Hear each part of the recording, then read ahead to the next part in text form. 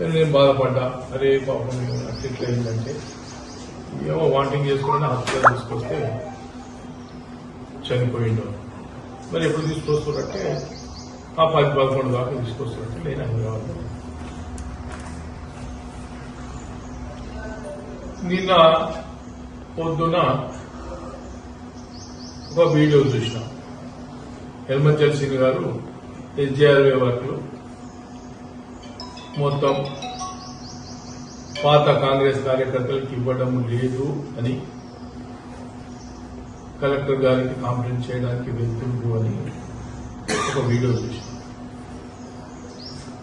మేమైతే పాత కాంగ్రెస్ 2 సార్లు పోటీ చేసి మొన్న టికెట్ రాక భంగపడ్డటువంటి వ్యక్తిని నాకు మా కాంగ్రెస్ పార్టీ గుర్తించి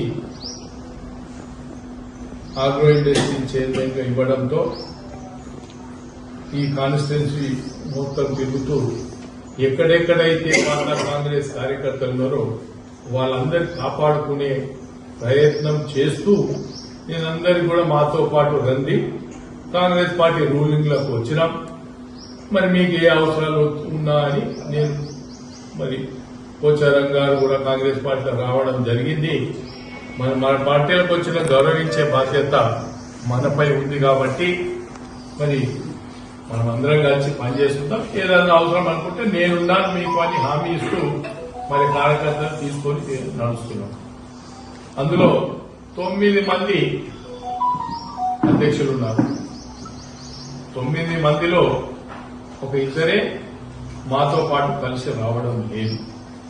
తత్మూలందరూ కూడా మరి కలిసి రావడం, మరి వాళ్లకు అవకాశాలు ఉన్నాయాలా మేము మార్కెటింగ్ చైర్మన్ పదవులు ఇప్పియడం, డైరెక్టర్లు ఇప్పియడం, మరి ఎవరన్నా పనులు చేస్తామని స్తోమత ఉండి పని చేసుకునేటువంటి వ్యక్తులకు మరి పనులు ఇప్పివ్వడం, మరి మాతో చేతనైన కాడికి ఏదన్నా ప్రభుత్వంలో ఏదన్నా పని ఉంటే పని చేస్తూ కాంగ్రెస్ పార్టీ పాత కార్యకర్తలను గుర్తిస్తూ మేము ముందుకు పోతున్న తరుణంలో గతంలో కూడా ఎల్మంచల శ్రీను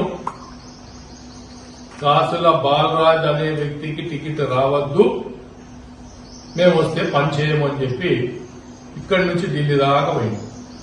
సరే నా పని నేను చేసుకుంటూ పోయినా, ఇస్తే చేస్తా, లేకుంటే ఎవరికి టికెట్ వస్తే వాళ్ళకి సహకరిస్తా అని ముందుకు పోయినా. మరి ఇప్పుడు పోచారం శ్రీనివాసరెడ్డి గారు ఒక ఎమ్మెల్యేగా ముఖ్యమంత్రి సమక్షంలో కాంగ్రెస్ పార్టీలో చేరడంతో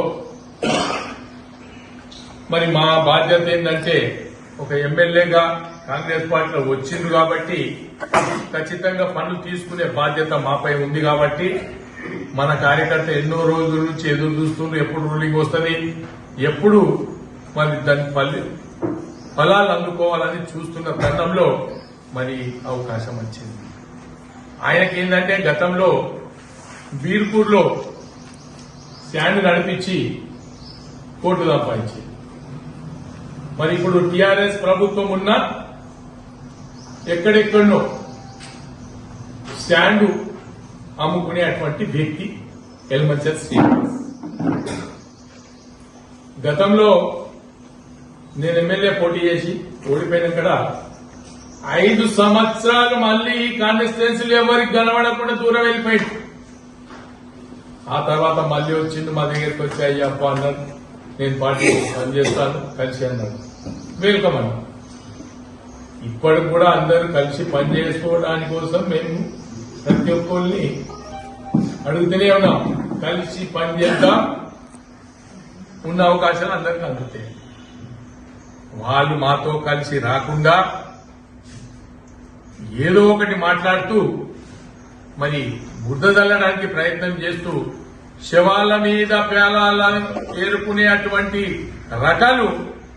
ఇలా ఆయన హార్ట్అటాక్ చనిపోతే ఏనుగు రవీందర్ రెడ్డిని పిలిపించి వాళ్ళ కొడుకుతో, ఎవరైతే చనిపోయిందో ఇక్బాల్ అనే కొడుకుతో మరి వేధించేళ్ళు, వేధింపుల వల్ల చనిపోయిందంట.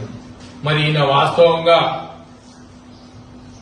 సతీష్ అనేట ఆయన ఉర్దూ హాల్ కాంట్రాక్టర్. ప్రస్తుతం బిల్లు రాకొచ్చినాయనే ఉద్దేశంతో చాలా పనులు పెండింగ్ పెట్టిండు.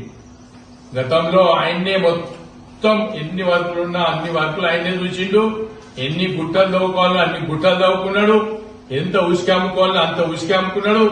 కోటీశ్వరుడు అయిండు. ఇప్పుడు ఏంటంటే ప్రభుత్వం రూలింగ్ లో రాగానే పోచారం శ్రీనివాసరెడ్డి గారి ఆయన టీఆర్ఎస్ పార్టీని ఉండిపోతాడు. ఇక మేము ఏనుగు రవీంద్ర రెడ్డి గారితో కలిసిపోదామనే ఉద్దేశంతో మరి ఆయన పక్షాన్ని వెళ్ళింది. అనుకోకుండా పోచారం శ్రీనివాసరెడ్డి గారు ఒక నిర్ణయం తీసుకొని మరి మన ముఖ్యమంత్రి గారు ఆహ్వానించగానే సరే కలిసి పనిచేద్దాం, నాకు కావాల్సింది కూడా ఈ బాన్స్వాడ కాన్స్టిట్యున్సీ బాగుపడాలనే ఉద్దేశం. నాకు ఆ పార్టీ ఈ పార్టీ అనేది ఏం లేదు. మరి రూలింగ్లకు వచ్చింది కాబట్టి మరి ఇక్కడ ఉండే అటువంటి ప్రజలకు సౌకర్యాలు కలిగించడానికి ఇంకా చాలా అవసరాలు ఉన్నాయి. కొంత మట్టుకు తీర్చినా ఇంకా కొంత తీర్చేది ఉంది అనే ఉద్దేశంతో మరి కాంగ్రెస్ పార్టీ చేరి మేము కలిసి పనిచేస్తున్నాం. నిన్ననే అంటే మొన్న ఒక స్టేట్మెంట్ ఇచ్చింది. ఎస్జీఆర్వై వర్కులన్నీ కూడా ఒక్కోళ్ళకే ఇస్తుండ్రు, వాళ్ళ కార్యకర్తలకు ఇచ్చుకుంటారు. ఎవరైనా అడిగితే పని చేసేటోళ్ళు వచ్చి నేను పని చేస్తాను అడిగితేనే ఎవరైనా ఇస్తారు.